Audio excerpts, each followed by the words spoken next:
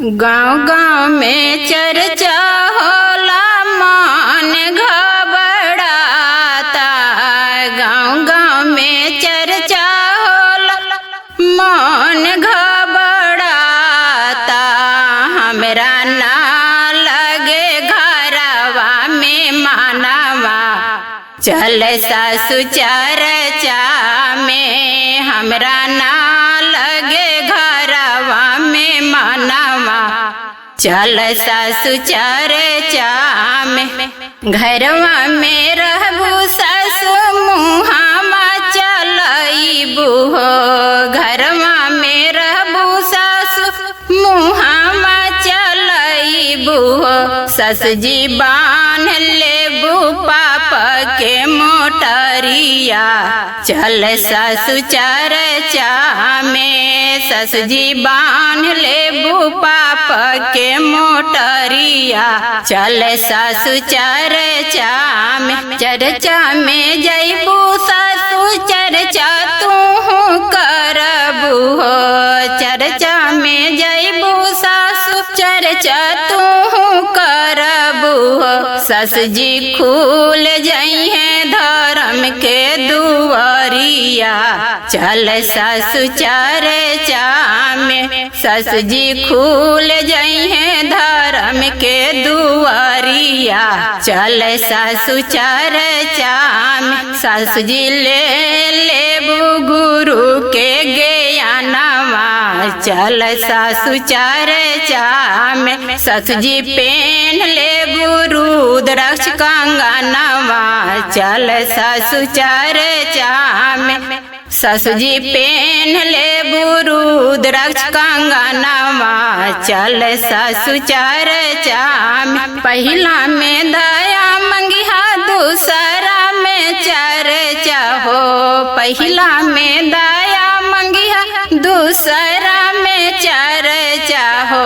सासु जी तीसरा में करिहा नमः शिवाय प्रणामवा चल सासु चर्चा में। सासु जी तीसरा में करिहा नमः शिवाय प्रणामवा चल सासु चर्चा में। दया से दया मिली है चर्चा से ज्ञानवा हो। दया से दया मिली है चर्चा से ज्ञानवा हो। सासु जी नमः शिवाय से होई है कल्याणवा चल सासु चर्चा में। सासु जी नमः शिवाय से होई है कल्याणवा चल सासु चर्चा में। गाँव गाँव में चर्चा होला मन घबराता। गाँव गाँव में चर्चा होला मन घबराता। हमरा ना लगे घरवा में मानवा चल सासु चर्चा में। हमरा ना लगे घरवा में मानवा चल गोतिन चर्चा में। घरवा में रहबू गोतिन झगड़ा लगईबू हो। घरवा में रहबू गोतिन झगड़ा लगईबू हो। गोतिन कर देबू हिस्सा बटवारावा चल गोतिन चर्चा में। गोतिन कर देबू हिस्सा बटवारावा चल गोतिन चर्चा में। गोतिन बांध लेबू पापा के मोटरिया चल गोतिन चर्चा में। गोतिन बांध लेबू पापा के मोटरिया चल गोतिन चर्चा में। चर्चा में चलबू गोतिन चर्चा तू करबू हो। चर्चा में चलबू गोतिन चर्चा तू करबू हो।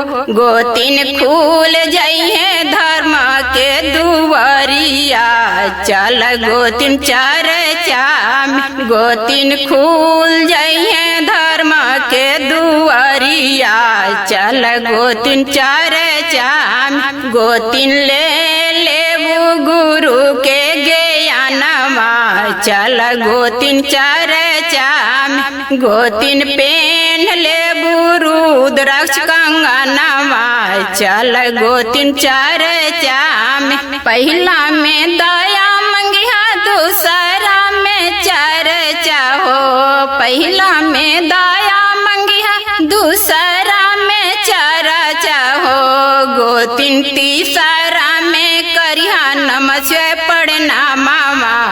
चल गोतिन चर्चा में। गोतिन तीसरा में करिया नमः शिवाय पढ़ना मामा।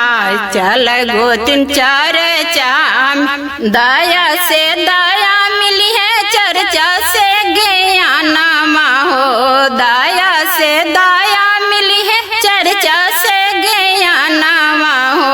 गोतिन नमः शिवाय से हुई है कल्याणवा। चल गोतिन चर्चा में। गोतिन नमः शिवाय से हुई है कल्याणवा। चल गोतिन चर्चा में। गाँव गाँव में चर्चा होला मन घबराता। गाँव गाँव में चर्चा होला मन घबराता। हमरा ना लगे घरवा में मानवा। चल गोतिन चर्चा में। हमरा ना लगे घरवा में मानवा। चल गोतिन चर्चा में।